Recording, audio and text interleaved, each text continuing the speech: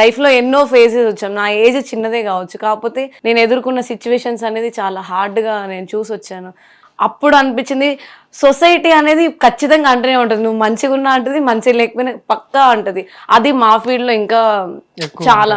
మీరు ఆలోచించండి, నేను చిన్నప్పటి నుంచి ఇప్పుడు ఇక్కడ దాకా వచ్చానంటే మా ఇంటి చుట్టుపక్కల వాళ్ళు, నా ఫ్యామిలీ మెంబర్స్, నా ఓన్ సిస్టరే నాకు యాక్సెప్ట్ చేసేది కాదనమాట. ఫీల్డ్ ఈవెంట్స్కి వెళ్ళొద్దు, ఒకవేళ ఇన్ కేస్ మా సిస్టర్ వాళ్ళ ఇంటి వైపు ఏదైనా ఈవెంట్ జరిగినా ఈవెంట్స్ చేసేలా కానీ మా ఇంటి దగ్గరలో మాత్రం ఇట్లా చేయొద్దు, ఇలాంటి మాటలు కూడా మేము విన్నాం అనమాట.